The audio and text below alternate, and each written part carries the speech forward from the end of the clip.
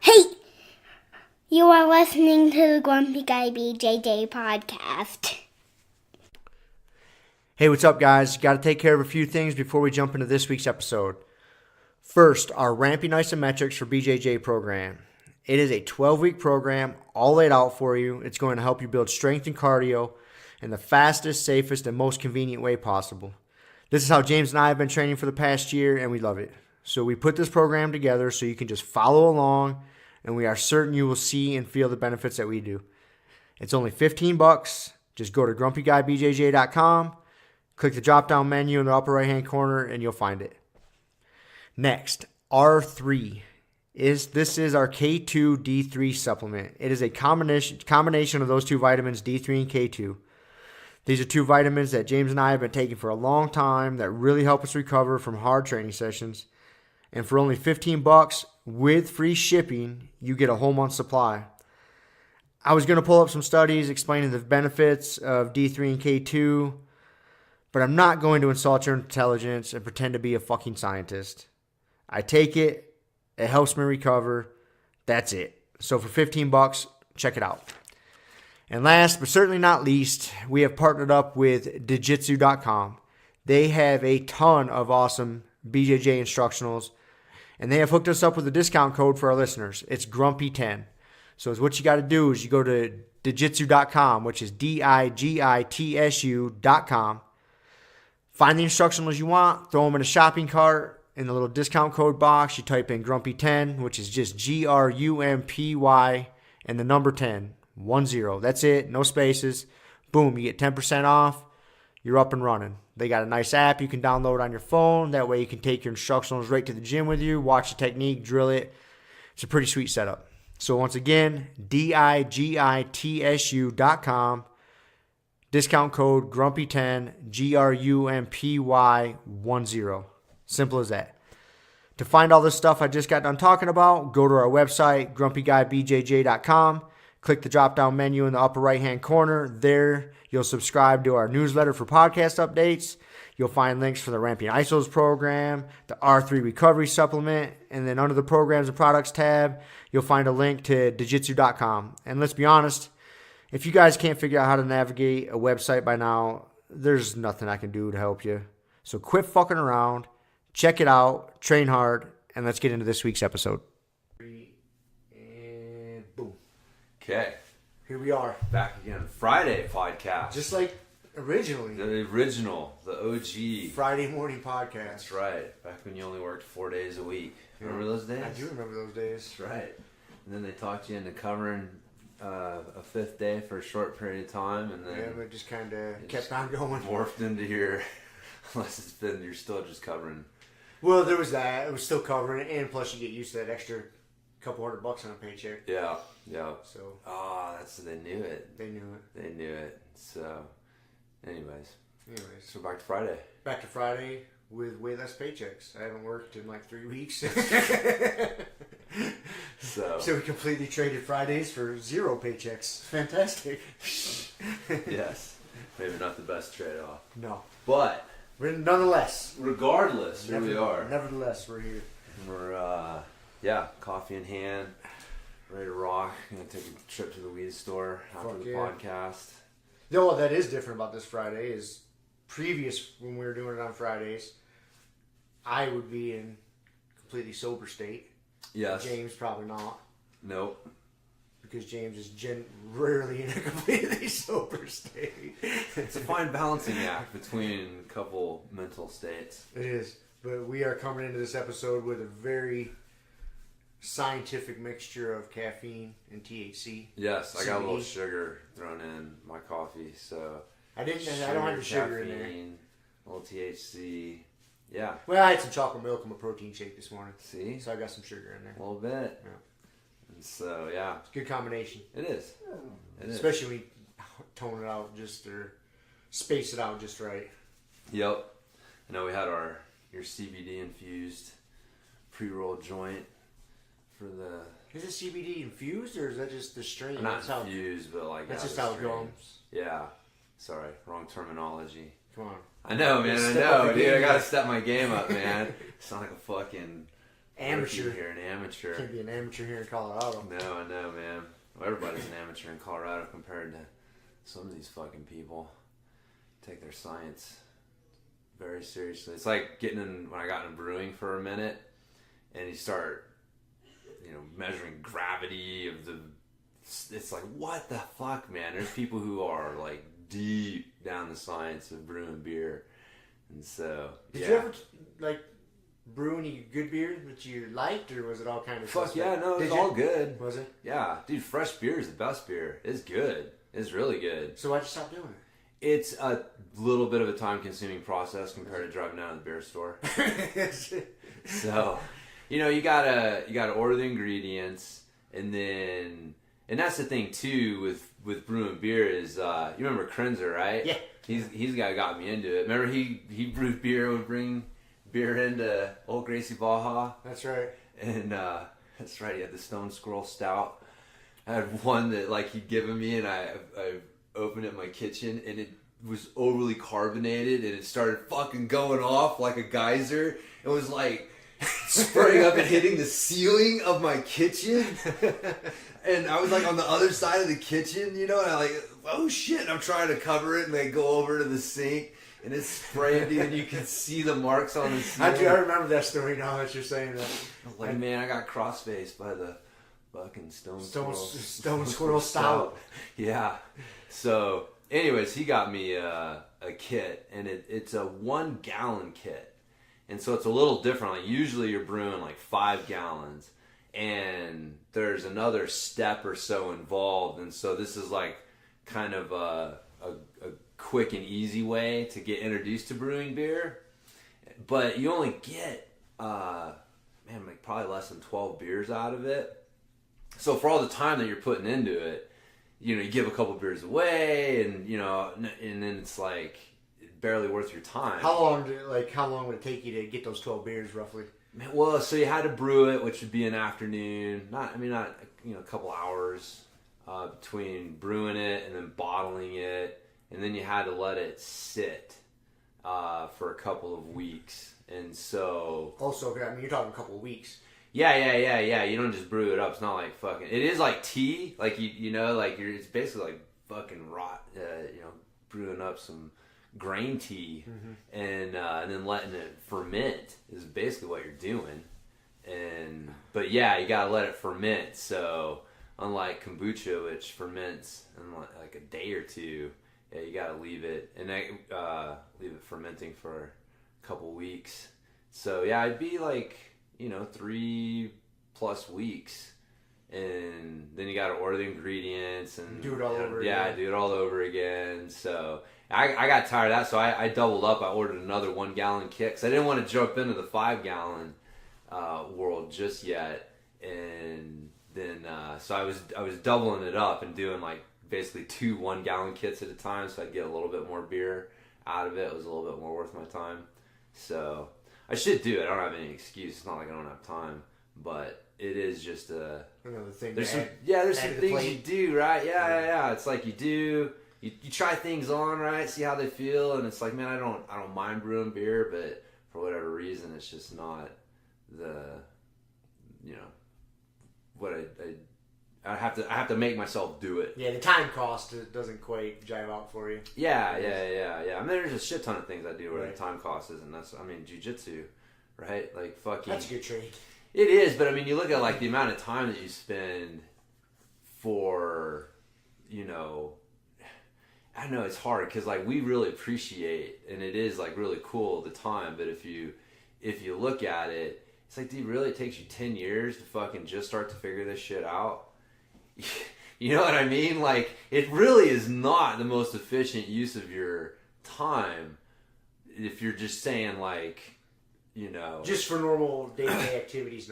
No, yeah, especially if you're gonna be, you want to become a black belt, you want to master it, you can dabble in it and do it, and then that's what happens with a lot of people. You hit that point where the rapid progression, right?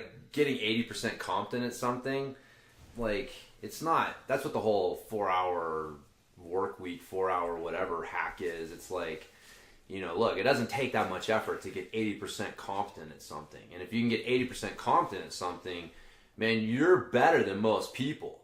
And so, you don't have to be a fucking expert in this field, be competent in it. But if you want to be an expert in it, it takes a lot more time and energy and effort. And that last 20%, it's like, you know what I mean? It takes 20% of the time to get that first 80%, and then like 80% of your time to get that last 20%. Like, you reach a point where your time investment is not, you know what I mean? If you're just being like, just really strict about it, well, like, that's not, spending all this time and you're fucking barely improving on your pass. And it's like, well, fuck yeah, but that little small improvement for us, like, that's why it's hard. Like, I'll put in those hours because to me it's worth it. But that's why people are like, what the fuck are you doing? They don't understand it. But that's why people don't master shit. Because it's not part of our mindset, right? Like, we don't have a master's mindset society. It's a fucking turn 'em and burn 'em. As soon as you get bored, go to something fucking else. Go to something else. Oh, your fucking wife bores you, divorce her. Your workout bores you, go find something else. Like, whatever it is. And so you're not really taught to, like, grind. Like, no, man, sometimes you gotta fucking put in that ridiculous amount of time for that small incremental improvement. But that's what leads to mastery. And it's that sense of mastery, though, that, like, really gives people a sense of meaning and accomplishment. Like, if you feel like you have some mastery or you're working towards it, like, that's one of the things that I guess, like, when you're looking at, like, people who tend to be happy and mentally healthy, they feel like they have some control over their work. They feel like they've got, mastery with something. They feel like they're part of a tribe, so, like, these things are part of what makes for a mentally healthy human being. But again, that's not what we're taught. Yeah, that's a big part of it. It's not what we're taught. Yeah. It's not, like, quote unquote, like, the societal norm. No, not at the moment. No. For sure. So, but that's what makes jiu-jitsu cool. Yep. One of the many things that makes jiu-jitsu cool. That's why it's not for everyone. You know what's funny is I was trying to teach the other night with one leg. So you've seen how I do that. Like, I'll take two people. You were one of my robots. Yep. And I explain it and you guys go through it. But man, I've been doing that when I'm sitting off to the side of classes. And I'll, like, say you were teaching the other night, and then I see somebody screwing something up, and you're over there helping somebody else. So normally I'd be like, no, do it like this, and I'd go show them. But being that I don't have that ability at all, man, like, I really had to, like, figure out the most concise way to get that information across. Yeah. And as soon as I started explaining it the way that made sense in my head, because I was explaining it to, like, this blue belt chick, and as soon as I got, like, a sentence in, I could clearly tell the way I saw it and the way she saw it were two totally different things. Yeah. And my understanding and the words I were using were not going to sink in. Yeah. So I had to backpedal. Like, all right, I got to put this into some different words because we're seeing different things. Yeah. Because I explained it and she'd start doing it, and I'm like, whoa, that is not at all the words that came out of my mouth. How did that just happen right there? Well, what happened, this is something I learned from coaching, is that what happened is she reinterpreted your words. Right. Like that little game that I played with you. Like everybody does it, right? Mm-hmm. Like you can play that game. Like what does someone say versus what does someone hear? Mm-hmm. Pretty much at any moment, you can play that game. And so I will use the term, like tell people, because you can tell, because it starts to get frustrating. Like you're telling them something and they keep doing the same damn thing over and over again.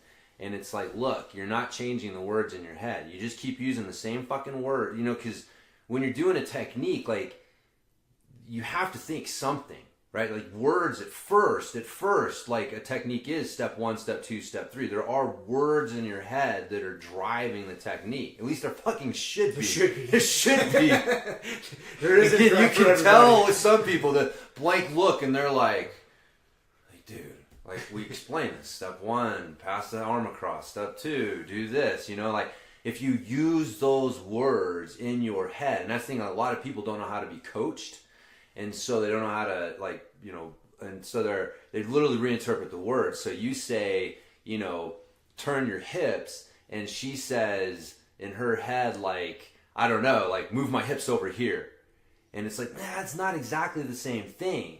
You know, like, no, turn my hips. Like, and so, you know, as a coach, I got to the point where, and I'm sure it's what you're finding, like, you know, you got to be really concise and clear on the terms, like the words that you're using, and you almost want to pick like the words that you would want them to use in their head while they're doing the technique. Yep.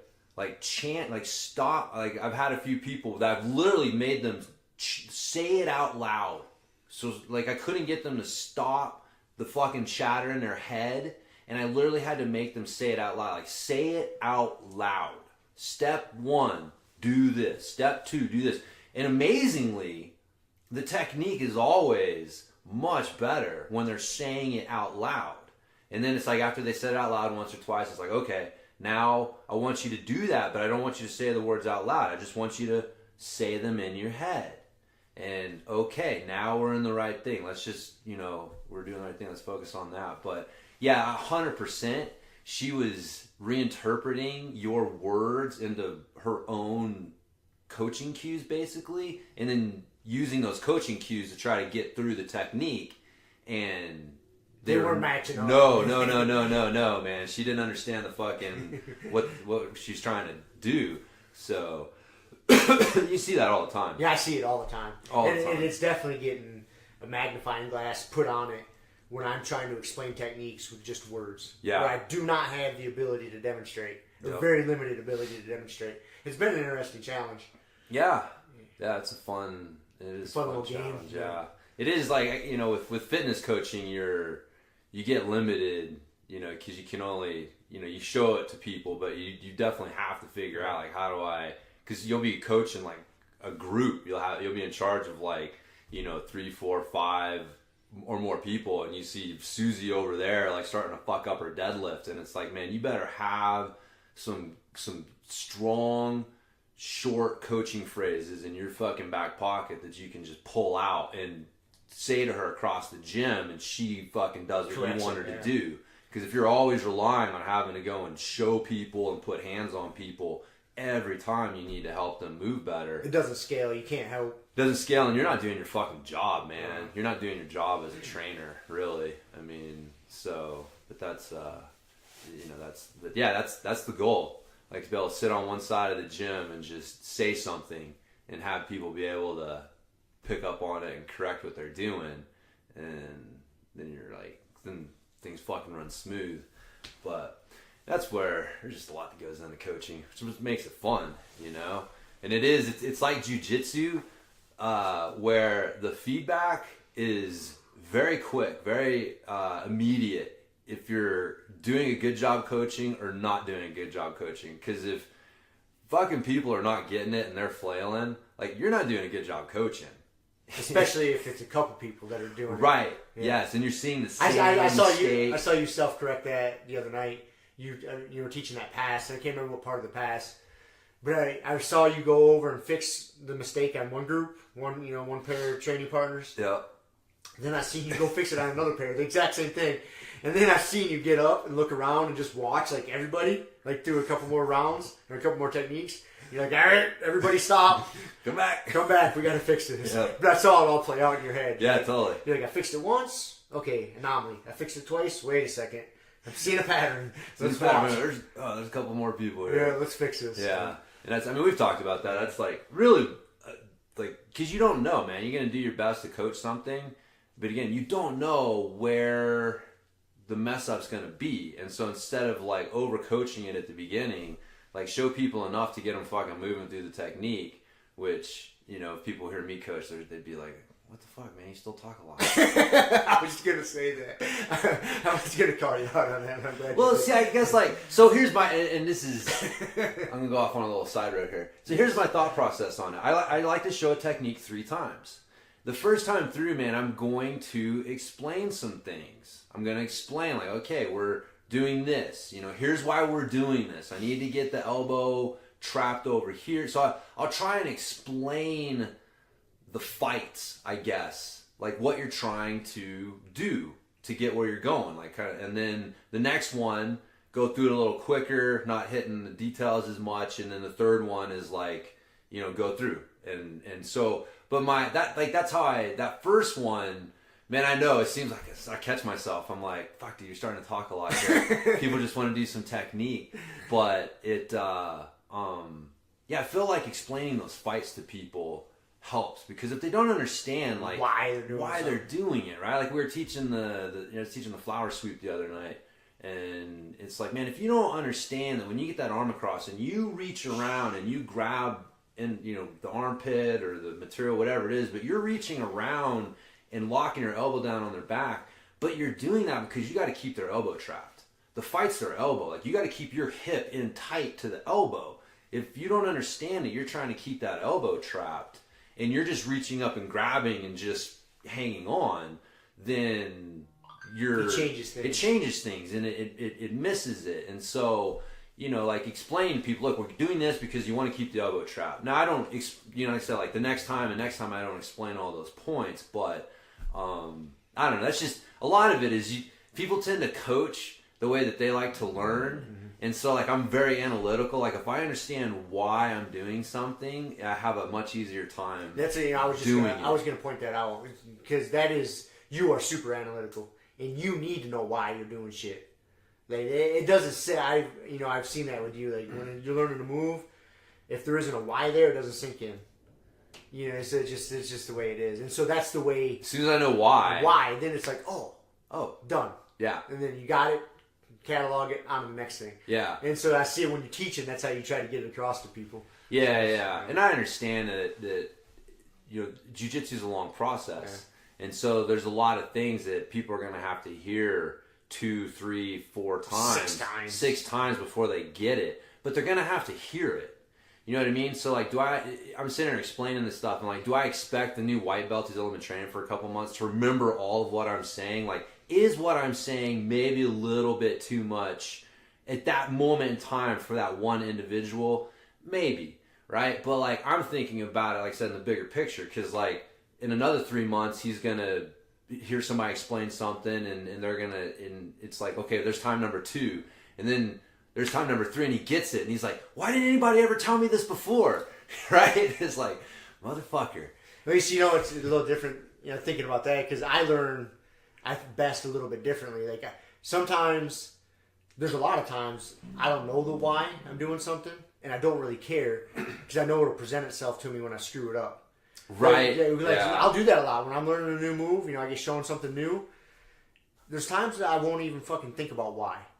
You know, sometimes it's self-evident. I've been doing it so long. Like, I can see. If somebody says, hey, post here or put this grip here. You understand jiu-jitsu principles enough to, like, understand the gross why of what's going on. But sometimes, like, I don't, like, say somebody shows me their, you know, preferential grip over what I was doing. Yes, a detail.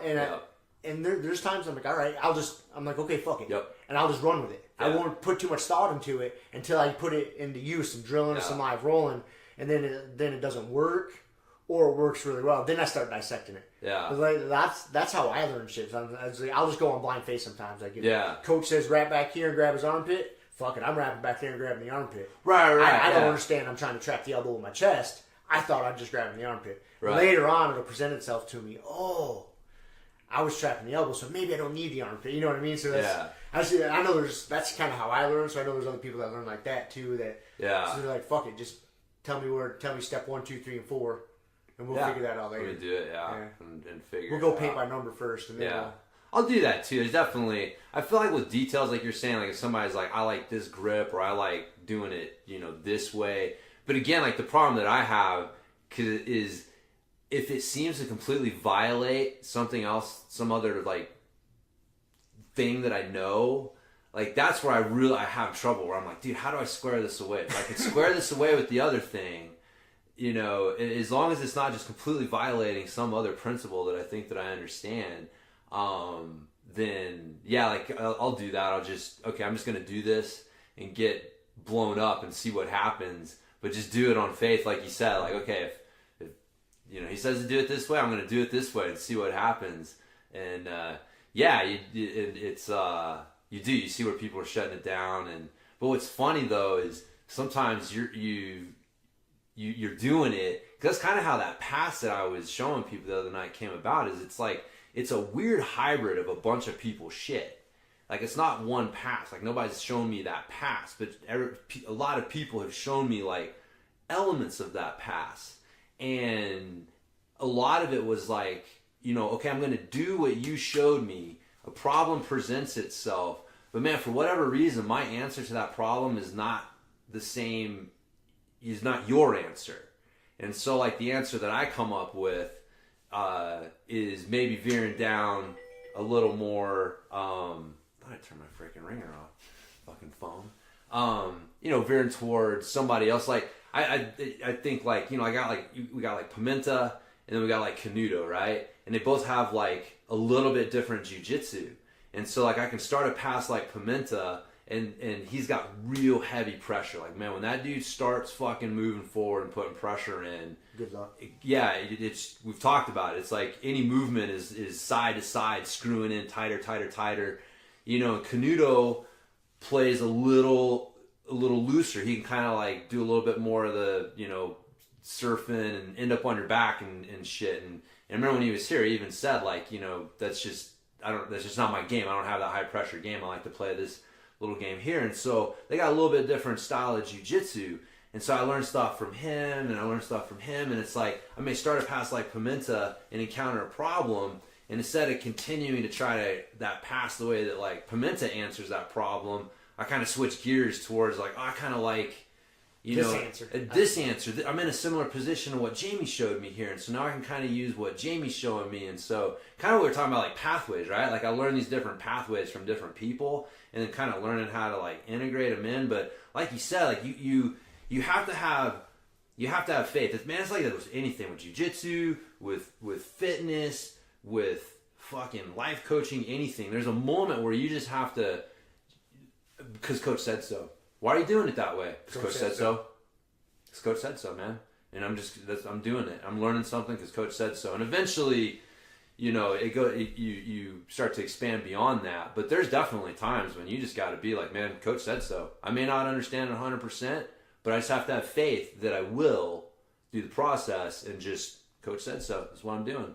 So, anyways, yeah, it's a good little side rant on. That's nice, dude. We started out strong. Like the first 30 minutes of this podcast has been jiu-jitsu. Jiu-jitsu, that is so unlike us. That is so unlike. I don't know if we've ever had an episode like that to where we just jump into jiu-jitsu shit. Sometimes it happens like once in a while. Once in a while. I'd say like once every like 10 episodes or so. We get a wild hair up our ass and start talking jiu-jitsu right off the bat. It's kind of weird. Yeah, but I'm not a sort of related topic. You see that because you know how Eddie Alvarez and Demetrius Johnson went over to ONE FC. Yep. The Chinese MMA organization. Yes. Yeah. They're fighting this weekend, and it's on Sunday. I don't know what time it is, and I don't know how to watch it. It was on that DAZN, DAZN, which is like a subscription sports app. Mm-hmm.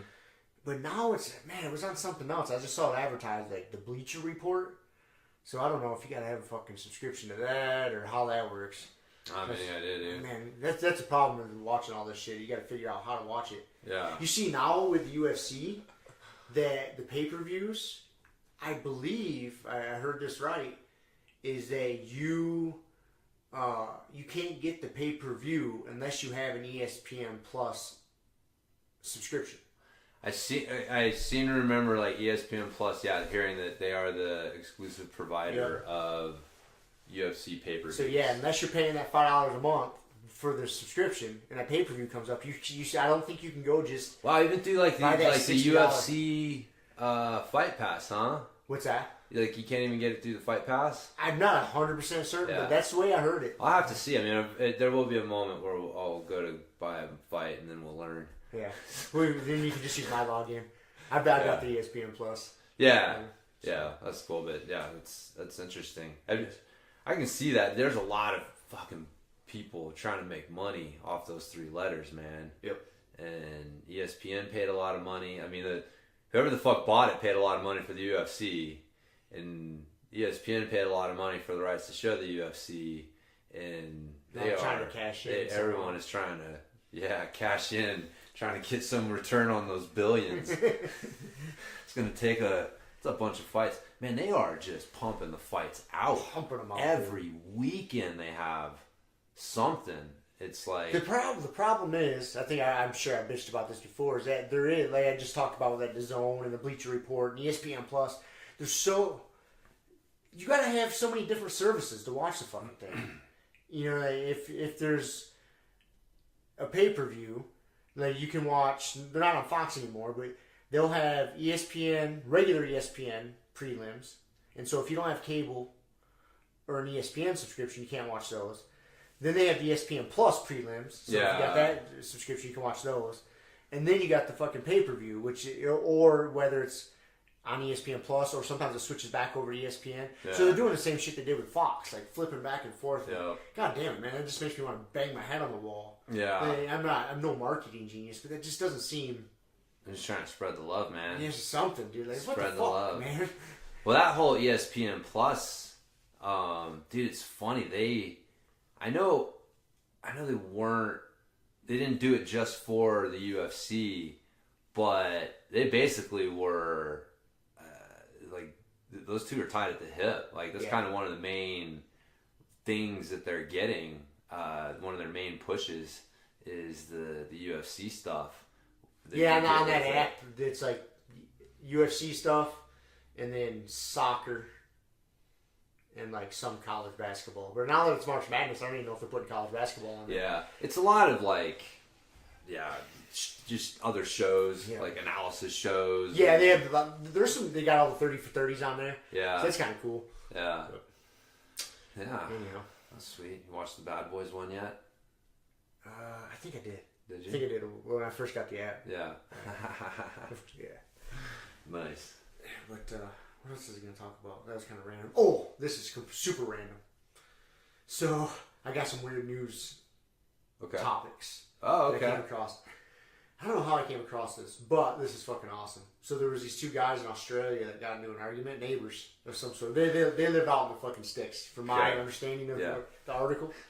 And they got into an argument over something.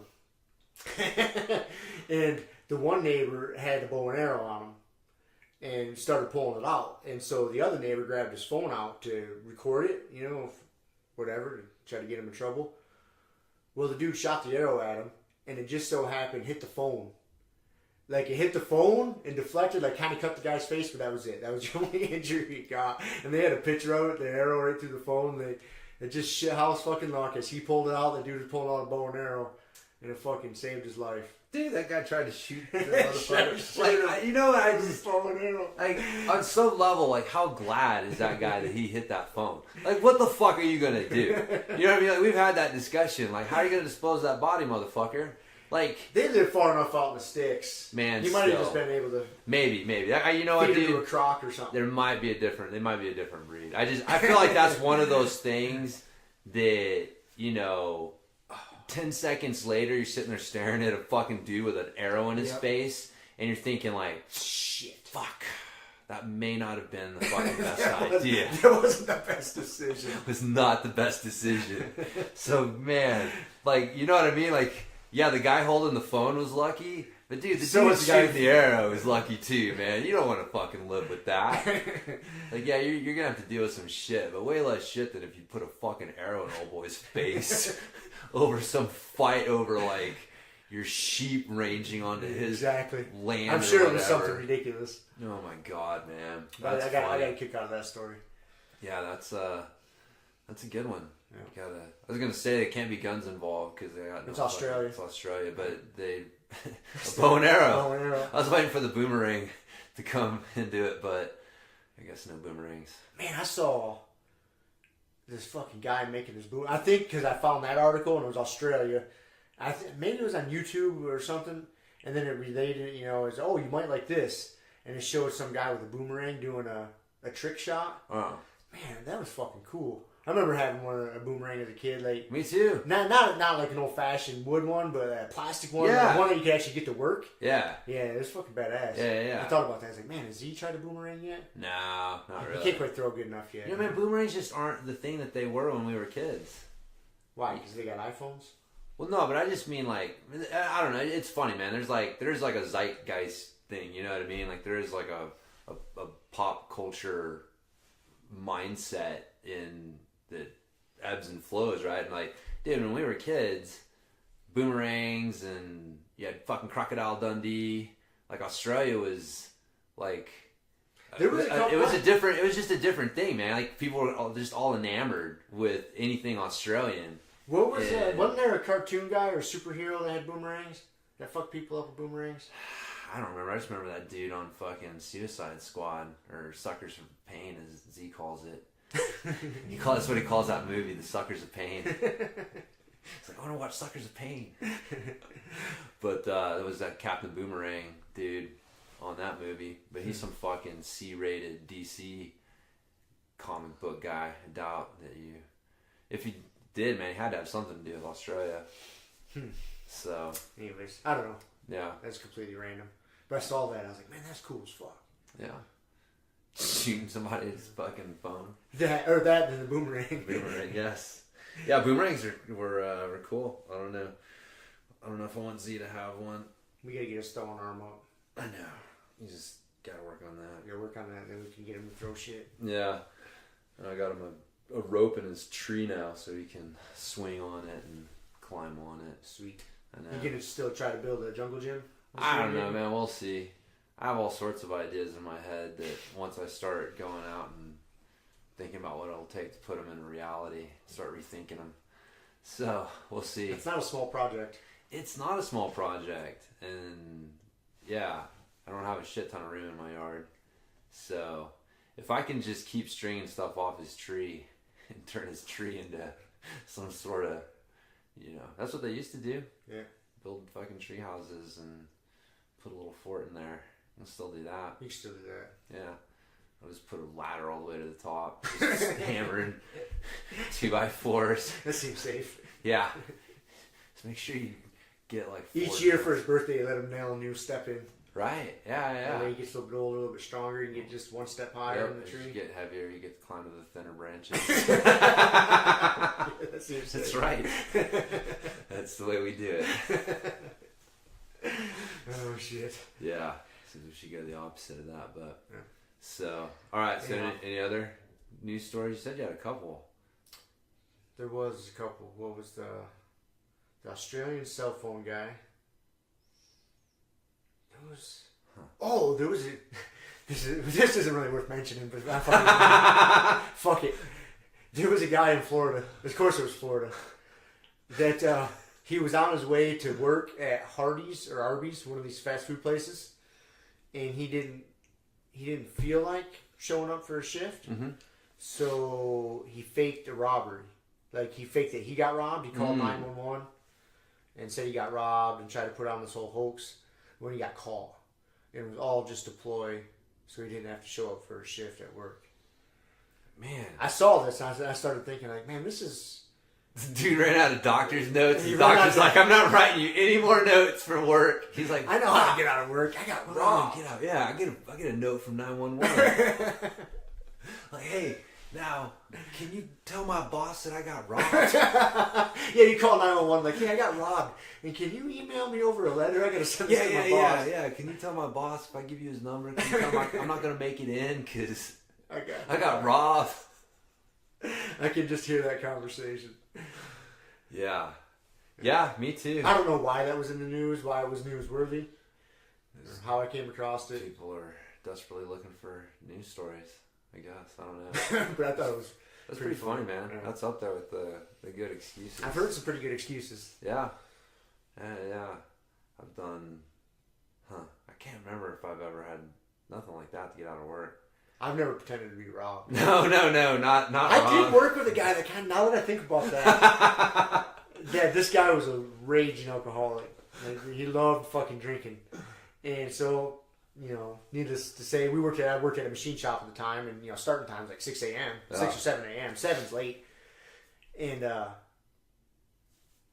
so getting to work on time on the nights he hit it real hard was a little rough. He'd show up in a somewhat questionable state to be running heavy equipment. Yeah. But he showed up late one day, and I remember him trying to use that excuse, like, oh yeah, my truck got broke into, and this is a big long story. And you could just tell he was still fucked up. I remember looking at him like, really, dude? Are you really going to insult my intelligence that bad? Like, come on, man. We're adults here. Just don't fucking cut your limb off. Right. My truck got broken. Oh yeah, it was this big elaborate story. I'm like, all right. That's... So you do know someone who's tried that. He didn't call 911. To the best of my knowledge, he didn't call 911 and ask for a note. But oh man, yeah. Like, how do you get caught? I mean, he had to have pushed it, like something. The fact that he called 911. Yeah. But I mean, dude, you can just be vague as fuck. And they were like. See, you know what I mean? Like, that's he pushed it. He pushed it somewhere. He probably He like when the cops showed up to take his report. He probably that's where he fucked up. Instead of being super vague, he was probably trying to get down to like details. And he started kind of mixed his story. Yeah, he got spun up in his little web of lies. Yeah. Keep him straight. And the cops were like, what? what? I thought you said it was 3 guys and they were wearing sweaters, and I was saying it's like 2 dudes that jumpsuits on. Yeah, I'm sure that's this guy can't be very bright. No. So it didn't take much to slip him. Yeah. I was just thinking, man, like that's got to be fucking. I don't know. I could probably call 911 right now and tell them I got robbed and not get caught. I mean, sounds like a challenge. It does. So if I'm not on the episode next week. Oh, speaking of that, the episode we're recording on Friday, the 29th, 28th, whatever the fucking day is. The episode that came out today, I want to, in case I didn't delete a big section of silence in the middle of that podcast, I'm sorry, everybody. This will be a week later, but I think I did. We took a little break, about an hour in or so, and I'm pretty sure I edited it out because it was not very entertaining. No, it was dead air. Yeah. Or you could hear us in the background. Unless Akka was saying something, I don't know. But we didn't have Z and Shiloh to fill in. No. So I apologize if I was unprofessional and did not edit that out. Producer Rob. Yeah, man, my schedule's been pretty busy lately. I do a lot of fucking laying around and coloring. Yeah. Your inappropriate coloring book. How's that thing? Awesome. I mean, it's amazing how, like, therapeutic coloring is. Like, it makes me happy. Yeah. It is. It is. I like to color with the kids. It's fun. Good, yeah, you just turn the mind off and yep.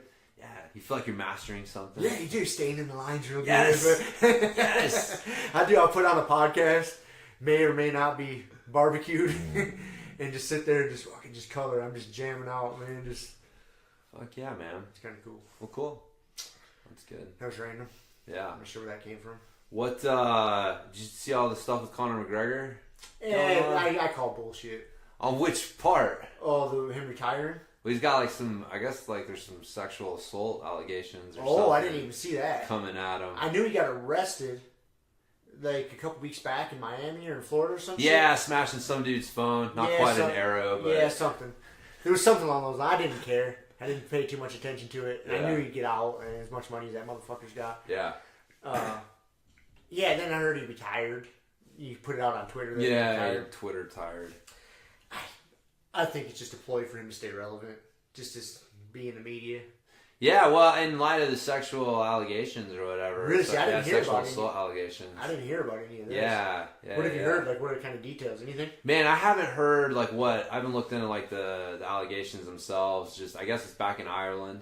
And, but, yeah, I mean, I guess they're, handing down, like, he's going to have to face charges. Go to court and shit. Or whatever, so... I wonder if it's just some chick after him because he's got a ton of money. Dude. Or if something really went down. He's a fucking lunatic. I mean, the way that guy runs around and, like, you can see him...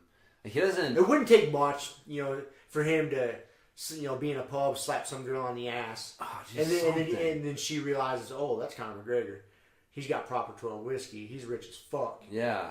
I feel sexually assaulted. You know what I mean? It was just something I know. Not that I condone. That's the tough thing, right? Not that I condone smacking chicks on the ass in the bar, but yeah, is that or they may have something may have happened. Something could have happened. But that's the problem though. Is like there's enough people that either like A, nothing happened, and you're just like just trying to make shit up, or B, something happened, but it was like just nothing. Like if it wasn't today's hypercharged atmosphere, would have been nothing, or like something legitimately happened.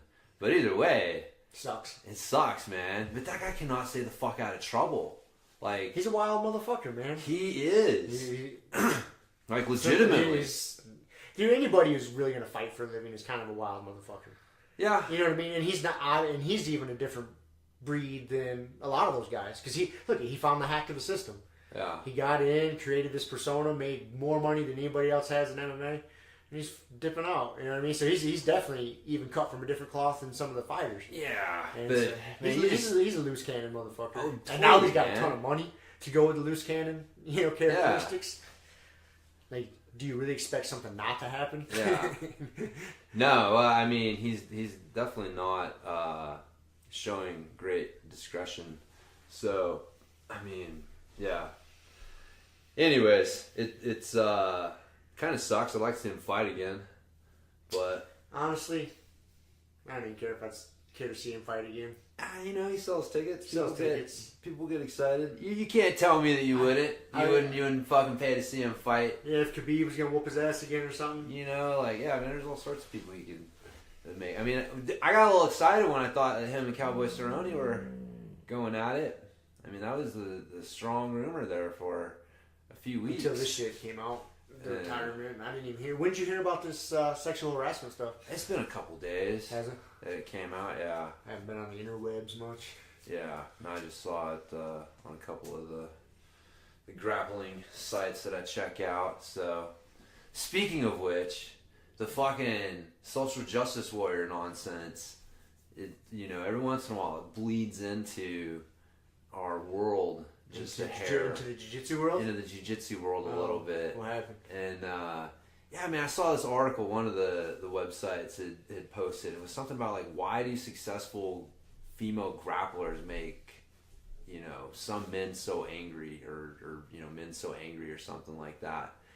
And it was like, what the fuck is this? So I, dig into it, and it was a really weird, it was an interesting article, and it was basically like recently there was a video posted where at some tournament, some girl, like 11, 12, something like that, like younger girl, was in a match with a kid and armbarred him like real hard, and so the kid's like on the mat crying, and she wins and walks off, and it's like, hey man, like, okay, good for her, but especially from a girl power point of view, it's a really strong visual. This girl armbarring this boy, and the boy's left crying on the mat while she's walking off, and so it got some play around the internet. And well, of course, one, you got just fucking trolls who are just gonna say stupid shit just to say stupid shit. And then it seemed like there were a bunch of dudes who, I mean, just to be honest with you, man, like dudes just kind of get tired of being told that they suck, and that, the girl power stuff starts to get a little bit old, and it's like, hey, like I don't know, like some of it seemed to be a little bit more like that. Like, I don't hate girls. It's just, why are we celebrating this girl that, did this to this boy? And there's a lot of, boy grapplers that are just as, if not more talented than her. So why aren't they getting, some play as well? Like, what's with, you know what I mean? It's a good point. And like, there's definitely a political agenda behind why that video became popular. Because if you're just saying like, hey, let's just show like the best kids with the best technique and whatever, then, maybe that video makes it, maybe it doesn't. But this is being interpreted as like, see, we're showing this successful female grappler, and so any negative or hey, anything that can be perceived as negative is like being interpreted as making men mad. Like, why are men getting mad because we're celebrating the successful female grappler? And it's like, it's not necessarily why they're getting mad. One, like I said, you just got fucking trolls that are just morons. You can't read too much into that. And then two, yeah, there's just, some other stuff going on there. But like, yeah, I don't know, man. Like, I don't see successful female grapplers getting hate. Like, I don't think so. I don't get that feeling. I don't get that sense in the jiu-jitsu community. Again, like, I don't spend a shit ton of time on Twitter. I don't spend a shit ton of time reading comments on people's Instagram posts and things like that. So maybe I'm completely fucking lost. But I look at grappling and I'm like, dude, grappling is one of the sports where women are really looked at fucking about as close to equal as you can get. Yeah, dude, I was just watching. There's this, I think she's Dutch. This blonde-headed Dutch chick, black belt, like a new black belt this year that just cleaned up at Pans. Like, man, I want to say her name's like Fiona or some shit like that. Dude, she's good. Featherweight, like, small girl, so whatever that is, 115, 125 or something. Dude, fucking bitches up. And I was watching a few of her matches yesterday. I somehow came across her looking for, articles on jiu-jitsu, and it said she cleaned up. And, dude, it was just flat-out good jiu-jitsu. Right, yeah. Like, God damn. And, like, I don't even think about it, like, whether it's a chick or a guy. Like, man, that's just good fucking jiu-jitsu. I think what happens is like, some... you do see some chicks, and we're not going to name names, Mackenzie Dern, who tend to play up the sexuality aspect a little bit that, maybe kind of enhances their grappling status a little bit. And I think it gets more eyes on them. It does. It gets more followers. I think you see people, again, like, people will call bullshit on that, and people will complain about that. But it's not the same thing as, like, I'm complaining about Mackenzie Dern as a female grappler. Some people may complain about the attention that Mackenzie Dern gets as a female grappler and MMA fighter, given her actual, you know what I mean? Like, how much of it is actually her performance versus her, Instagram image sort of thing. And so, but again, is that hating on female grapplers? I don't think so. I don't think so. I think that's hating on, like, something associated with them, but it's not necessarily them. And because, like I said, like, I was like, man, I've been involved in a lot of sports, and, I'm a fan of different sports, and I definitely, when I look at jiu-jitsu specifically, I see jiu-jitsu as an anomaly as far as, like, how women are respected and treated. And because, dude, we've all had our ass kicked by a girl. Yeah. Like, there aren't a whole lot of sports where you can legitimately say that. Like, no, man, like, I'm pretty good at what I'm doing, and I still got my ass kicked by a fucking girl. And so, like, there's a level of respect in it that, again, if you don't do it, so that's why, like, I'm saying, like, some of the trolls, a lot of these people don't even fucking grapple. Yeah, I bet you, that's exactly what I was going to say, is I bet you the trolls that are getting pissed off don't grapple. Right. And, I really hope, and maybe it's my rose-colored glasses view, but I don't think a lot of that social justice shit will bleed too far into jiu-jitsu. I don't think so. Yeah, I would really like to believe that most schools out there are like ours. Yeah. So we just don't let that shit fly. We're all equal. We all bust each other's balls, give each other a hard time, we train hard together, take care of each other. None of that shit fucking comes in. Yeah. We don't care. We don't care who you are, what you are, what you identify as long as you're a good person. We don't give a fuck. Yeah, I don't care. Don't care. No. And I would like to think most schools operate like that, and then that'll keep all that nonsense outside. I think that's more the norm than not. I hope it is. I think you get your weird schools here and there, or just like, I think a lot of times too, unfortunately, it's just, you're gonna have, you're just gonna have your outlier situations. Yeah. And the problem is like those situations get highlighted and then put up as the norm. And that's PN, but it's not the norm. Right, it's not the norm. That's what's happened in a lot of different areas in society, where these outlier events are being held up as the norm, and now everybody needs to fucking bend over backwards to accommodate people because of these outlier situations. But yeah, that's why I was like, I've been happy to see it, because I've been watching mountain biking like disintegrate because of the social justice warrior bullshit. Really? Yeah, it's nonsense, man. It's just it's really becoming more and more evident that there's some, the social justice warrior agenda is taking Yeah, it's gaining momentum in the mountain biking scene. And so I've been really happy to see, jiu-jitsu, that just hasn't been the case. And I hope it stays that way. Yeah, And I think that's why I didn't like that article. I was like, that fucking article was bullshit. You can't even give him any attention.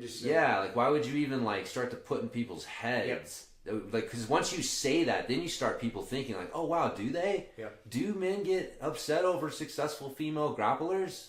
Wow, I didn't even think about that. Maybe they do, right? So that's the kind of shit that starts to put divisive thoughts and things into people's heads, and it's like, man, that shit just it has no place, no place for it. That's one of the beauties of jiu-jitsu is, man, once you put the gi on and step on the mat, it doesn't matter as long as you're a good person. Who cares? Yeah, you know what I mean. We're all equal. Yeah, we're all there, trying hard, learning, having fun.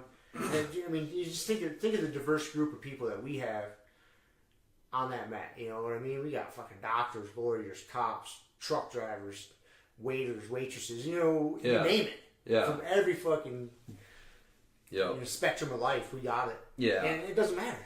Are you a good person? Fuck it. And that's the way almost every school I've been to, pretty much every school I've been to has been. I mean, and that's, like I said, I think that's the rule. But yeah, that was I don't know. I thought that was an interesting thing because you don't see that stuff bleed into our world very often. And so when I saw that, I was like, what the fuck is this? And then reading it, I was like, wow, this is one of those really slanted. Because again, it's like, there's a difference between getting upset over maybe someone not having to, if it's perceived that you don't have to overcome, the bar's lowered for you. Right, it's easier for a female grappler to get press than it is for a male. She doesn't have to achieve the same things and be as good. If that's the perception, you know what I mean? If people perceive that and then they complain about that, again, it's not that they're complaining about a successful female grappler.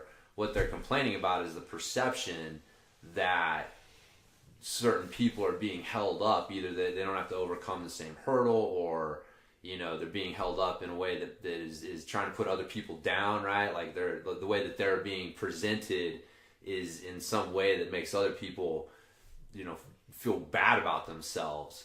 And that fucking article, it's like, why do some female grapplers make men upset? And it's like, now I start to feel bad as a man, and it's like, why? Why do we gotta fucking do that shit? It's stupid. And if you think about it, if you look at jiu-jitsu, at the highest levels, the highest level men and the highest level women in the world, there isn't that much difference between their jiu-jitsu. You know what I mean? It's a difference due to physicality. Right. These guys are generally bigger and stronger. Yeah. So they may play a little different game. But the actual technical side of it... Yeah, the technical side. It's very comparable. Yeah. Just different. Just, lots of times women are a little more flexible or, just different attributes. Well, yeah. Because unlike a lot of sports, there's not one way to do it. Right. So you can match your physical qualities to a game. Right. You know what I mean? So that way, you can perfect, but the technique, when you look at the fucking technique being used at the highest level, the games may be a little bit different, but because I would say they're equal, and it's not like best comparison I would say is MMA at the highest level. Look at the UFC.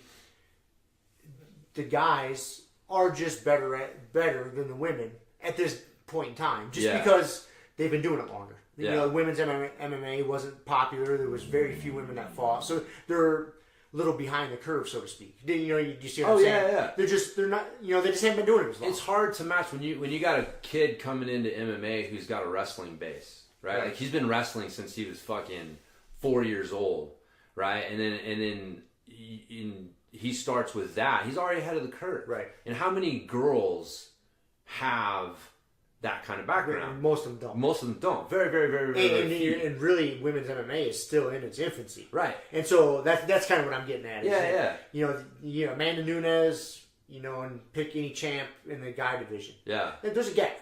Yeah. Not just because it's male female, but just technical wise, and she's really technical, and the women are closing. Just that you get these outliers, right? Right. You can point to examples and say look, her fucking striking is just as crisp and good as any man out there, or her jiu-jitsu is just as fucking on it. But as a whole, though, if you're taking like your average female in MMA and your average male in MMA, and like I said, even, you know, up and down the ladder, you're gonna see a gap in the technique somewhere. But there's not much of that gap in jiu-jitsu. No. There's really not. Well, because you only have that one thing, though, right? Right. It's grappling. You don't got to worry about striking and grappling. There's Exactly. just so many fucking elements in MMA, and that's the problem. Like you're trying to fill. There's so many fucking buckets that you got to fill. That the sooner you start filling those buckets, the better. And that's why, like, a kid who's been wrestling since he was 4, man, he's been filling this fucking wrestling bucket. So guess what? He can concentrate way more energy on filling these other buckets, whereas someone, you know, like a lot of girls who come into MMA without that background, they got to start filling all the buckets. And it's just a different... And so you're never going to get those buckets as full when you're trying to fill them all at the same time, and you're starting, you know, 15 years behind someone who's been filling one, you know, like it's just... and so there's reasons for it, and that'll even out, but... all that shit doesn't exist in jiu-jitsu, because you have girls that have been doing jiu-jitsu since they were fucking 4 years old. Yep. Right? And it's this one thing that we're learning, fucking jiu-jitsu. You know, sometimes we got a gi on, sometimes we don't, but like it's jiu-jitsu. It's jiu-jitsu. And so yeah, like that's what I was saying, man. Like I don't like watching women play basketball. I don't want to watch the lingerie league with football. Like, you know what I mean? Like, I'm not watching that for the football. Right. Like, there's very few sports where I can say, like, I actually enjoy watching the women do it as well as the men. And jiu-jitsu's one. For sure. I don't give a fuck. Man or woman, whoever's wrestling, like, yeah, exactly. So, and it's awesome, man. And we need to fucking acknowledge that and keep it that way instead of trying to look for ways that, you know, trying to shoehorn jiu-jitsu into this societal narrative of like, no, everyone out there is misogynistic. And trying to do that and pitting us against each other. Like, man, we're all just jiu-jitsu people. Yeah. And like, fucking, we can be harmonious about it. Yeah. We don't need to drive these wedges in there. You know, speaking of bucking the system, man, I'm reading 2 books at the same time right now. Wow. Probably a bad combination. No. Because... So the first one of them I'm reading is on your recommendation, Kiss or Kill. Okay. Mark Twight. Cool. So he's kind of a radical fucker. I'm just getting into it. Okay. But he's kind of a radical buck the system kind of dude, right? I'm also reading on Nate's suggestion a book called The Way of Men. Okay. By Jack Donovan. Okay. Have you heard of this cat? I have heard of it. Yeah. I'm just getting into this, so I can't give you a good opinion on either one, except for what you guys have told me about him. Yeah. I mean, I've gotten a little bit further, I think, in Kiss to Kill. I can kind of see the beginnings of this guy's a little bit of a nut job. And Jack Donovan's the same way. Like, this guy is the book's The Way of Men, and basically the way Nate explained it to me, what I've gotten so far, he's talking about, you know, being a good man. The differences of what it takes to be a good man, like manly qualities, or what it takes to be a good man in society. And he's talking about how, you know, society's just killing manliness. Oh, yeah. Right. We've kind of talked about it before. So that's this guy's angle, I think, from what I've reading. And he's kind of a little bit of an extremist also.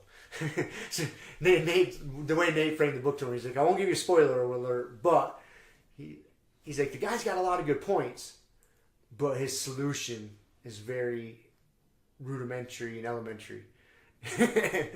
I don't know. From what I'm reading so far, it's got me a little concerned. Like, this guy's might be like the kind of up and revolt kind of revolution, you know? Join me in the woods in 2021. You're at this point. Yeah, so that's what I'm reading, this Mark Twain book and this guy's book. I'm like, dude, I might just end up off on the fucking reservation, man. You might, dude. I don't think I should be reading both these at the same time. It's kind of ironic that I just kind of Nate loaned it to me. And then you suggested Kiss or Kill, and I had ordered it on Amazon. Yeah. And they both got to my house within like a day or two of each other. I was like, well, guess I'm reading them both. Yeah. Nice, man. So we'll see what happens. Cool. Yeah, I'll be interested to hear what his solution is. Hopefully I don't read this, get all fired up, and start a militia or something. Yeah. You never know, man. I got all this time off from work. That's right. You got to do something. May as well start a fucking cult. Start a cult. Yeah. May as well, man. I could. You could. I've thought about it many a times. Yeah. I kind of like the whole cult thing. Yeah. Get money, get to fuck all the chicks. Yep. Yeah. Why wouldn't I want It's to? good from what I hear until it falls apart. Did you see that Wild Wild Country? I didn't never watched all the way through. Oh, you gotta watch it all, man. Oh, you got the time now. I got the time. Maybe Yeah. Yeah, you gotta jump on that one. All You right. can't let that one fucking slip by you. And I got a couple episodes in. Yeah. I'll have to. It's been a while. I'll have to go back and rewatch it. Yeah. Yeah, man. God, what was it? Just a quick point. That thing like society killing men was fucking hilarious. Is in the I forget which one of the Greek books I'm reading or was reading, but they had a saying back then about Hercules being like too. I can't remember it. But paraphrasing, the meaning of it was basically like, you know, he was not meant for society, but he was meant for greater things. You know, he was too fucking rough and rugged for society, but he was meant for greater things. And it's like, so, I mean, society has been trying to geld men forever. And it's because there's a bunch of fucking bitch men out there. That let it happen. Well, the thing is they don't want to, like, the hurdle, right? Like, what hurdle do I have to overcome to be successful? And if I can manipulate this hurdle in a way to where I don't have to be a man, then let's do it. It's easier. It's easier, Path right? least resistance. Exactly. So, but yeah, where manly qualities are celebrated, things are usually fucking better. But again, like not like, you know, not for slaves and women barefoot in the kitchen and shit like that. I mean, that's not it, right? That's the extreme bad part. But like, man, like manly qualities throughout time have been considered to be, you know, be a man. You want to be honored, right? Like be known as a man of your word, a man of honor, right? Like you wanted people to, you know, you known as like sticking up for people not as strong as you. I mean, like these are good qualities, right? But again, it'll make some people uncomfortable because they don't do that, right? And so it's like, well, how do we, instead of me being a better person and trying to meet this standard up here, I got to tear the standard fucking down.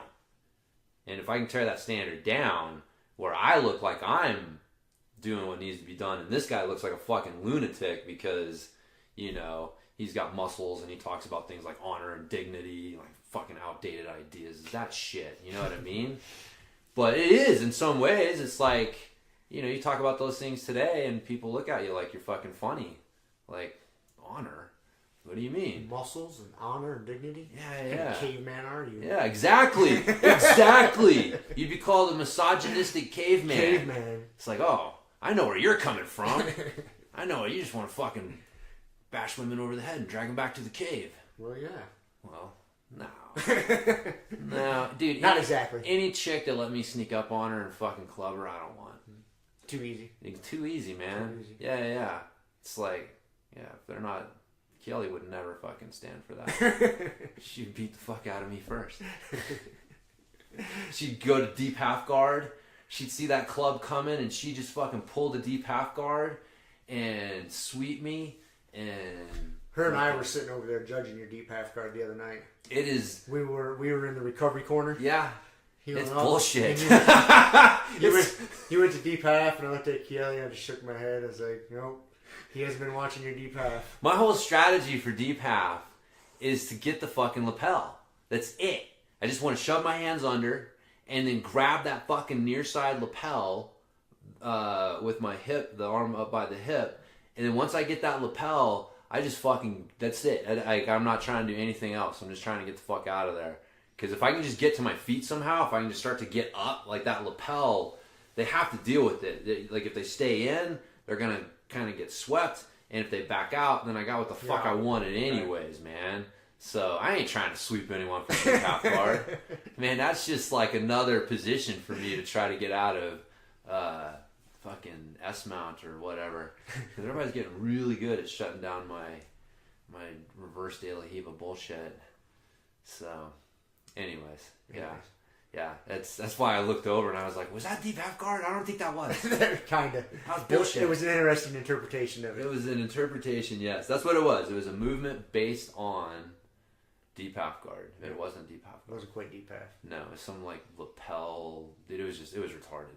But it got me out. You got out. I got out, man. I didn't want tofu on top of me. We definitely have some training partners that when we do that specific training shit, it reminds me of why I don't let them on top of me. So, it's, yeah. Some of those motherfuckers can put down some pressure.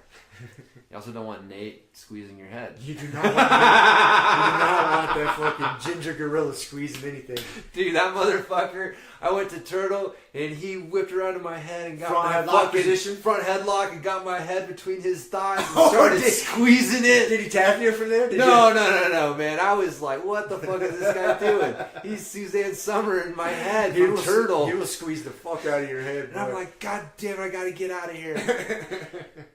It was funny, man. I was gonna tell him, like,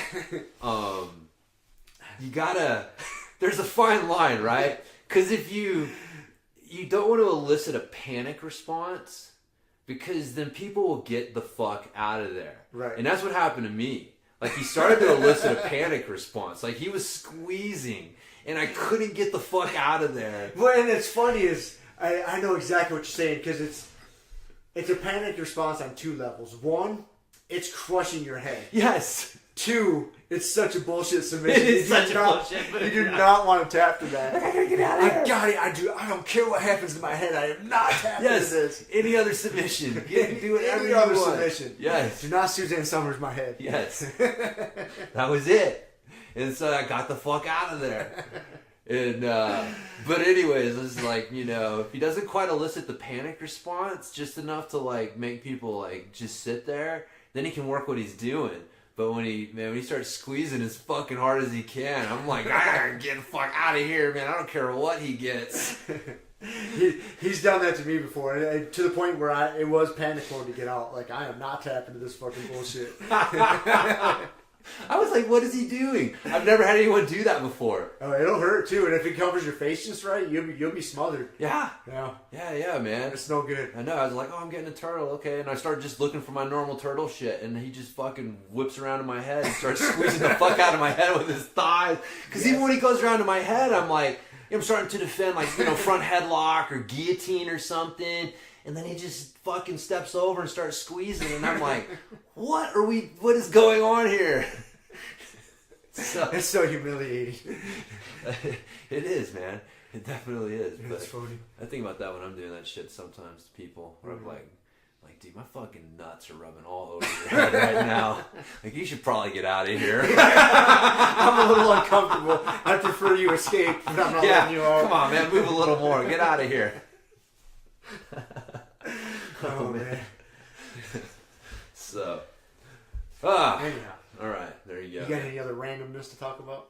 Man, I was gonna look it up last night, but I gotta fucking, I'll have to bro science it for next time. But I'm trying to figure out how lesbians became known as lesbians. Because... What's the origin of the word? What'd you come up with? Well, the island of Lesbos. What is that? It's a Greek island. So, like, lesbians were the people from Lesbos. Are you serious? I swear to God. Yeah. Were they all gay? See, this is what I don't know. Dude, I'm reading the Greek. I'm trying to figure this out, right? Because it's in the fucking Plutarch books, and you know, it's so yeah, they're talking about, you know, the lesbians from Lesbos showed up to help with the fight and shit, and I nothing in the text indicates that they were all gay, so I wouldn't think that a society could be gay. I mean, as the norm, it just would cease to exist. You know, I mean, unless you're raiding other people and stealing their kids. Could have been. But it's not, okay? So, it's just the island of Lesbos. And in fact, my character's on it right now. I'm running around Lesbos right now. Are you? In my Assassin's Creed Odyssey game. And trying to find the secret history of lesbians? You know, I'm pretty sure it's a fucking cool game, man. I think I'm going to have to fight Medusa. Sweet. I've already had to fight the Minotaur. I've had to fight... Polyphemus, the Cyclops, and I gotta fight, I think the all the stone people on the outside's giving it away. Well, it might be Medusa. Yeah, it's going to be Medusa. But yeah, she's hanging out on the island of Lesbos. Maybe that has something to do with it. I don't know. But it got me thinking last night while I was drinking. I was like, why do they start, like, why do they call... Yeah, I guess that's why it is. 'Cause I'm running around Lesbos. And they're calling themselves lesbians. And I'm like, all right, how did this start? Like, how did it go from being an island I'll be interested in the Aegean to hear your research to that? So yeah, so I'll have to look that up. I know people will be waiting to hear, but that'll be for next episode. Keep you guys wanting more. Edge of your seats for next week's episode. That's right, man. That's right. Start getting into the history shit. So Z's reading a version of the Odyssey right now. Yeah. Well, I mean, him and Kiele, his bedtime story. So yeah, it's like a multi-book version of the Odyssey. So he's all pumped on it. Nice. Yep. Had to take out the Cyclops. At least poke his eye out. So yeah, got me all inspired. I started reading it again. The Odyssey. It's I forgot. It doesn't start with old Odysseus. It actually starts out with his son Telemachus. There's been so long since I've read either one of those. Yeah, it was. What's interesting is I realized that the Odyssey is not. It's interesting because it's not a story. Like the what the hell? The Iliad was a story, right? Like it was a guy narrating what was happening, and the people were just doing their shit, and he was narrating what was happening. In the Odyssey, what happens is Odysseus, you come into it about 80% of the way through his journey home is where it starts. And then he continues a little bit, and then he gets asked to tell his story, like, how did you get here? And so then he sits down and he tells his story. So, like, the Odyssey, when you think about it, it's really a fucking interesting, like, twist, because it's not someone narrating what he's doing, it's someone narrating what he did. I don't know why I just found that like interesting. Like when it dawned on me, I'm like, wow, this is cool. Like you're not starting at the beginning and going to the end. You come in 80% of the way through, and you're telling the story of him telling the story. Yeah, and then the story is actually him telling the story of what happened in that 80% that you missed, and then you come back in at that point and then finish out the rest of the story. It is interesting. It is. It's an interesting, almost kind of fucking like Lost. Right? Yeah. Like the fucking flashbacks. You start and it's like the flashbacks are filling in all the backstory filling in the gaps as you go. Yeah. It's like, dude, it's nothing new. Homer did it thousands and thousands of years ago. That's the cool thing too. Like, I mean, that story, by the time they wrote it down, it was a fucking old story. So, like, people have been telling the story of the Odyssey to their kids for thousands of years. Thousands and thousands of years. Yeah. I mean, if you think about, like, we're in the year 2000. All this, Homer and all that was easily, 2000 some odd BC or whatever, or 1000, whatever it was. So, I mean, that's like 3,000 years right there. Like I said, it was already an old ass story. So, yeah, you're talking like fucking 3, 4, 5,000 years people have been telling their kids this story. It's fucking cool. Like when you think about it. Yeah, when you think about it, it's pretty fucking crazy. Yeah, like how creative that, of a way to tell that story that is. And like, yeah, it's been just, it's, a thread that's been going through time for as long as anyone can remember. Like before anyone can remember. Like people aren't even really sure if Homer was a real person. Right? Like it's still like up for debate whether it's just attributed to him, but like all that, the Iliad and the Odyssey were actually stories, compiled by several authors that were put together and kind of attributed. But anyways, it's fucking cool.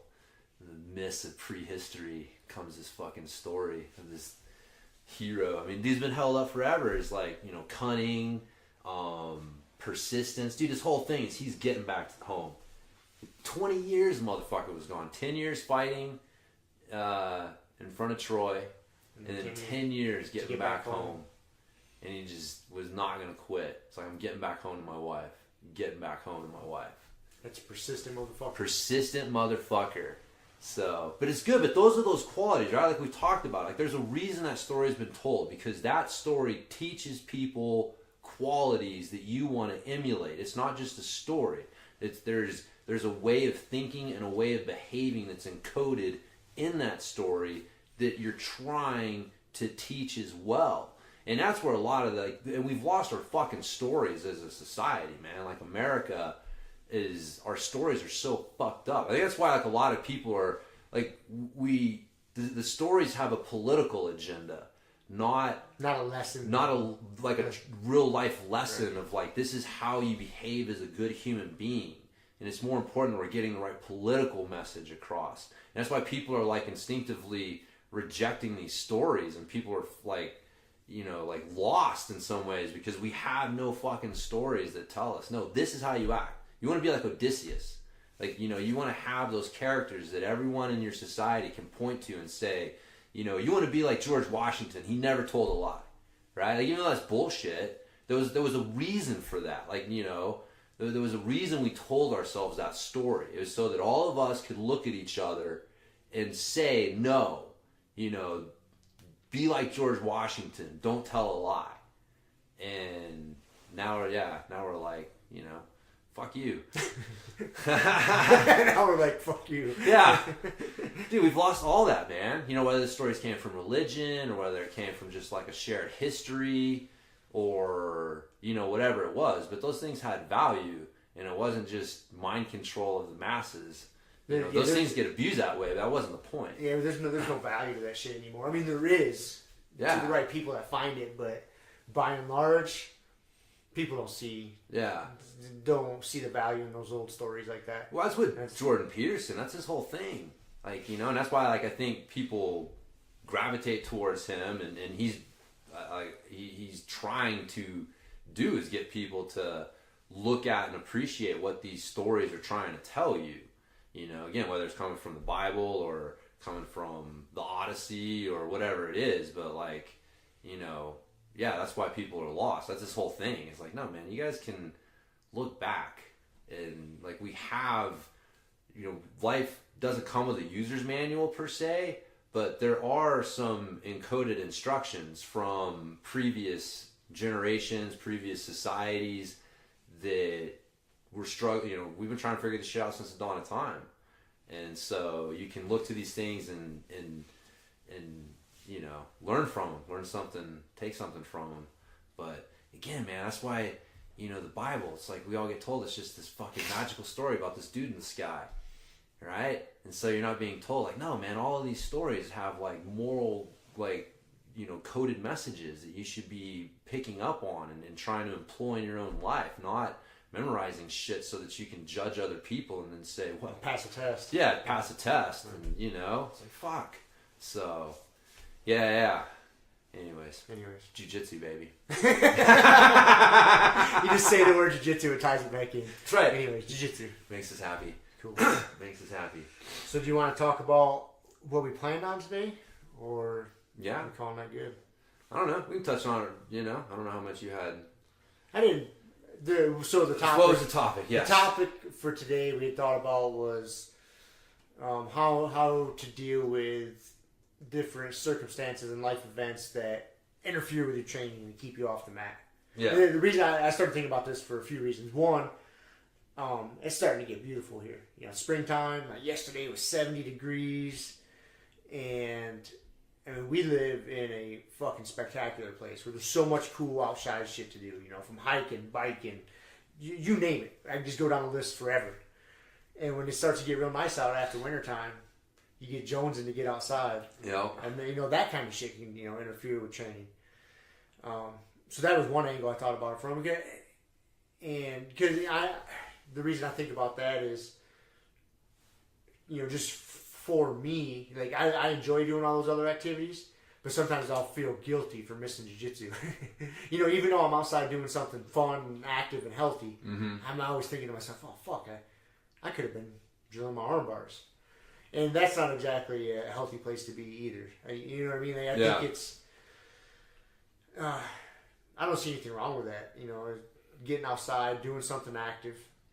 And if you're missing a practice for it, I mean, let's be realistic. Like, if you're a hobbyist and you're not trying to win some world title, missing a practice to go for a nice hike, it's not the end of the world. No. And you can't beat yourself up over it. You know what I mean? I mean, whatever, it comes down to priorities and what you want to prioritize, but, man, you can't discount the value of getting outside in the sunshine and the fresh air. Like, it's fucking amazing. Yeah. How good it makes you feel. And I noticed that. So I was out in my garage yesterday doing my therapy, my workout, my physical therapy exercises. It was so nice out. I had my garage door open. And, like in between sets or whatever, I'd be out in the driveway in the sun, and it just fucking felt amazing. Because I'd just been laying around inside, basically. And just being outside just felt so good. And you take that for granted sometimes. If you're out, say you got an inside job, you're at work all day, and then you go to jiu-jitsu all night, a couple hours at night, then you go back home and go to bed. You might be very rarely outside. That fucking sucks. It sucks. And I forget now that I'm not working right now. I forget how much time I spend outside.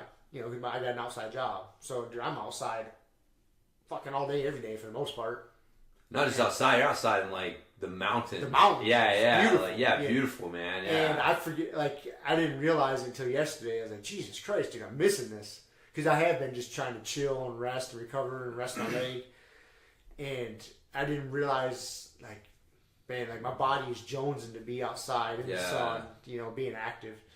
So I think it's important. You can't feel guilty about doing that stuff. I guess that's a big message. The two I thought about from that aspect was, one, it's good for you. Yeah. Unplug, step away for a minute, recharge, whatever. But just being outside feels so nice in the sun, dude. It was actually in the sun. There was a period of time yesterday where it was hot. Yes. I was like, holy shit! I haven't felt the hot sun in a long time. It was fucking amazing. I went for a bike ride yesterday, and I was like, hot. Yeah. If you stop, dude, the sun's just baking on you. Like, holy shit! It's actually hot. Yeah, I was. I was thinking about that too. It's like, man, I like feeling hot. Yeah. Yeah, being outside's great. It is, and you see. I don't know. It's tough because the problem is we know that there's a certain percentage of people who aren't going to come back. Yep. Right? Because they're gonna be like, oh man, it's nice outside. I'm gonna go do this instead of go to jiu-jitsu, and go do this instead of go to jiu-jitsu. Next thing you know, it's been like a week or two, and the weather's still nice, and it's just next thing you know, it's like shit. I just never went back. Yep. And we see that a bunch, man. We've got several people that have these fits and starts of training, but that's. I think that I was Pimenta told Nick, because Nick was talking about because again, the idea of life events, things that start to interfere with training. So for Nick, he had to get a job. Graduated school, had to get a job, and job takes a lot more time and is a little less flexible with when you got to be there. So he hasn't been able to train as much. And he said he was talking to Pimenta about it, and Pimenta was like, look, you got three things in your life. You got work, you got family, you got jiu-jitsu. And he's like, you don't not go to work because you're tired. You don't not do what you need to do for your family because, it's like, so why do you do that for jiu-jitsu? And I guess that's what it is. If you're able to step away from jiu-jitsu, but it's still there, right? That's good. That's healthy, and or whatever. But yeah, it can definitely. I've seen it again as a fitness trainer. You see the same thing. People stop coming in and working out as much when the weather gets nice, and it's always because they're doing something else at the moment. But what's funny is that stuff doesn't always stick. Something else fills that time, right? Because that's the thing is if you don't have that sacred time, no, this is my time. Right, 90% of the time, that time is going to be devoted to jiu-jitsu, and maybe I'm going to devote it to some other shit 10% of the time, but it's still my fucking time, right? And that's what happens is people don't make that commitment, And so... And something's going to fill that gap. Something will fill that gap. Especially if you have a family. You know, you got a couple of kiddos and a wife running around. Yeah. Something will fill that gap. Yep. There's always something going on. Yeah. The next thing you know, your time is gone. Your time is gone. Yeah. You know, you exchanged it without realizing... You exchanged it, and then it got fucking taken from you. Yeah. So I think that's really like the big thing is like make sure that, you know, if you have... Because you're going to have shit, right? Like, you're going to have to take on a job. You're going to... You know, have life events like, you know, you get a new kid, right? And we've had several training partners that have, you know, Nate adopted a kid, and we've had Fistful of Skin just had a kid. Yeah, so you know, we've seen like, but again, we've seen these training partners too, like Nate has done what he needed to do. He didn't make excuses. Like he did not like. Did he train less? When that happened, like did it interfere with his training on some level? Yeah, but he didn't. He fucking got in there. He did what he had to do to get in there when he could, and so because that's his time, right? Like Nate has his fucking time carved out that's like sacred to him, but that's the important thing. Like I say, you can tell the people that don't have that, right? Like the first thing that comes up, it's just like okay, like this isn't sacred time. This isn't the viewed as like this unnegotiable thing, and so it just gets filled with whatever, and then eventually gets filled with fucking work or other responsibilities, and then you got no time, and so. But yeah, you gotta just. I mean, I guess too. You also, it's good to lower those expectations during times like that, because you know you're not gonna be able to train as much. And so, like, training should never be a source of stress, I think. Yeah, that's a big key right there. Yeah, so if you're usually training, like, you know, 4 days a week, and something happens to where you're only able to train 1 day a week, and man, if you beat yourself up and you're really stressed out about it, like, you're going to stop coming that 1 day a week. Yeah, because you're just going to discount. You're going to be like, fuck it. It's not even worth it. It's not even worth it. Yeah. Wasting my time. If I can't do 4, then what am I doing? Right, and you don't want to get into that trap. Yeah. Yeah. I think that's really important. Yeah. Like, you can't fall into that. That's a slippery slope. You Yeah. know, like, oh, fuck it. What's it worth? You know, I'm wasting my time. I'm not getting any better. Like, no, just the fact that you're showing up, even if it's once a week. Once a week, man. Just, you're still making that habit. Yes. You're showing up, realizing that you really enjoy it.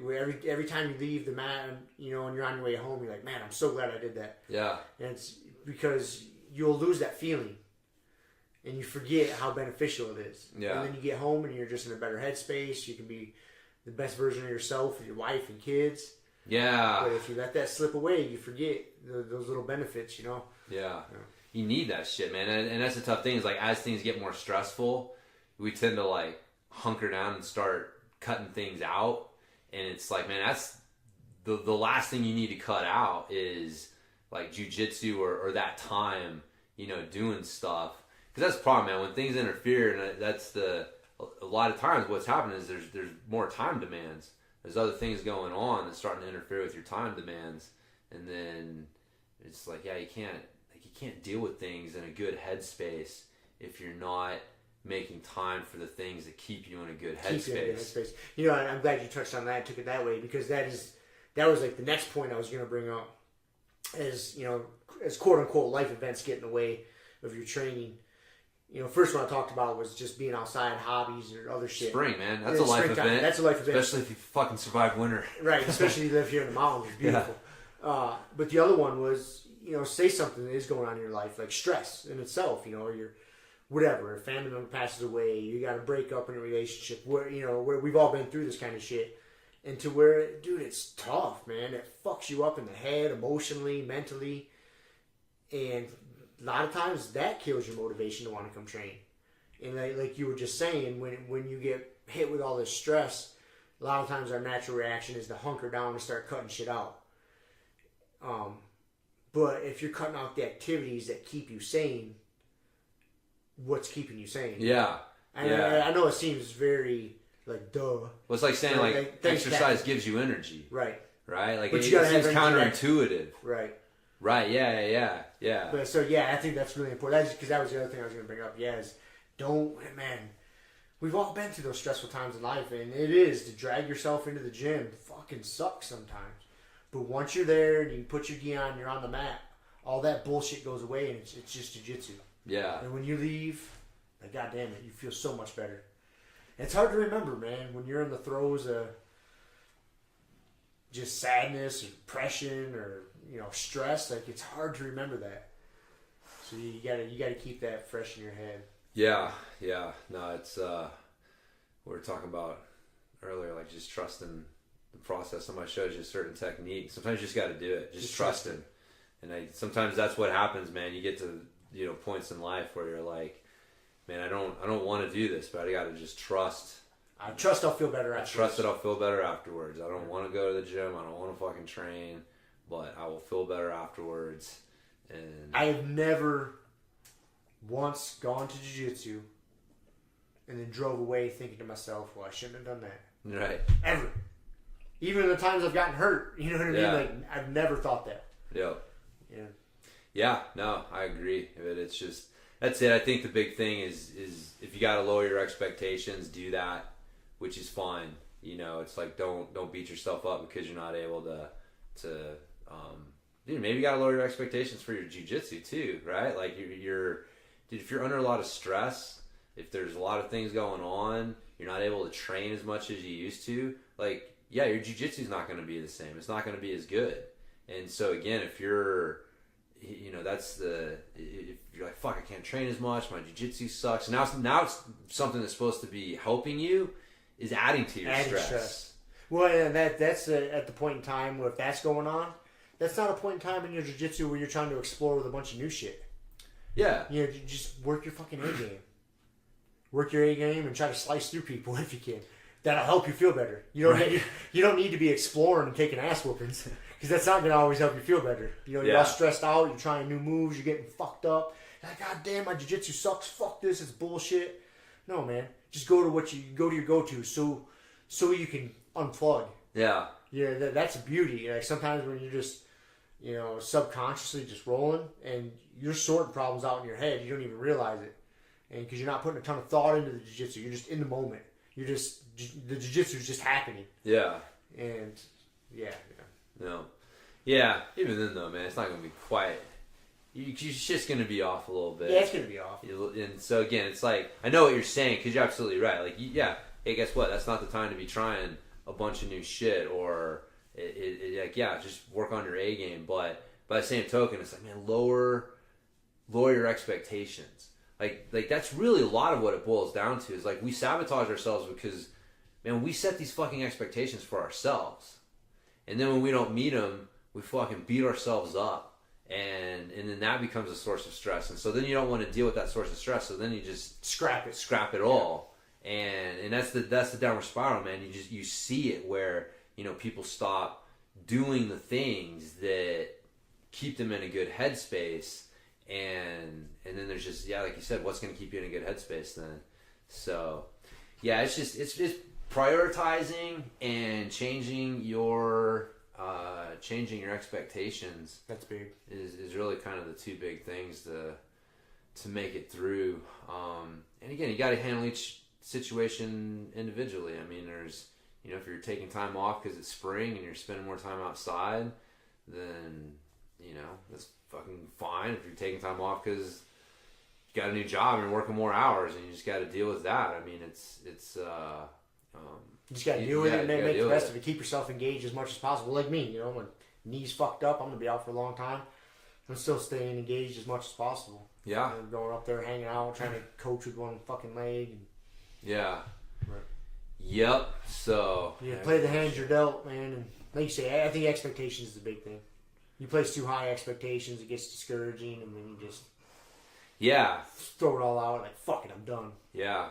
Yep. Yeah, it's not good for anybody either, man. Not what you want either. So, all right, that's all the advice I got on that. No, that's all. That's all I was just saying. Like, there was a few things that made me think about that. Yeah, the nice weather and life events and my knee being fucked up. Things are going to happen. You're going to get forced off the mat here and there.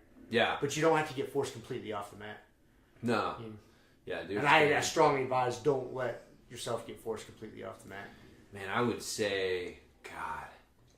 I mean, again, everything's everybody's different, but in general, man, if you are starting to approach 2 weeks without having trained, like, there should be some major yeah, red you flags need to going get off. the fuck in there and train, because just like every day that you don't train, the odds of you going back in and training lower. Yep. And everyone hates to hear that, right? Like, but that's why, you know, you're doing what you're doing. Like, you're going in and doing what you need to do, because you know that even as ridiculous as it sounds, that something could come between you and jiu-jitsu.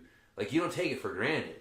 Like, you know that, like, man, every day that I'm not training and I'm letting, like, you know, whatever fucking keep me from jiu-jitsu, the odds of me not going back increase. It's just fucking a fact of life. Even if it's just like 0.00001%, it does.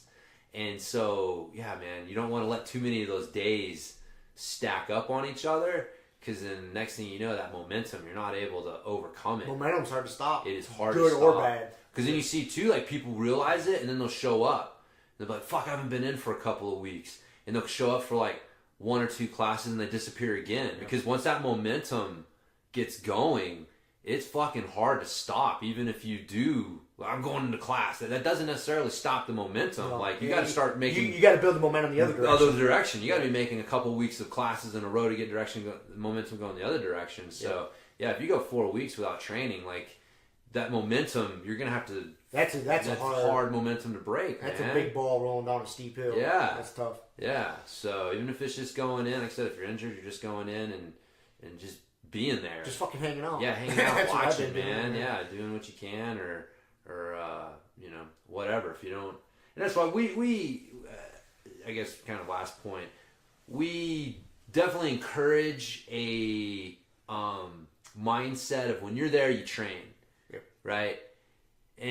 But sometimes, man, like, people just want to be there, and it's like, yeah, okay, if you're always sitting on the side of the mat when we're rolling, like, maybe there's something there, but, like, you know, I mean, sometimes you can see, like, sometimes people got like a round or two in them, and it's just like they're just kind of sitting there watching, and it's like, you know, maybe they got something going on, maybe they're just tired that day, maybe they just want to be there and fucking feel the vibe. Yep.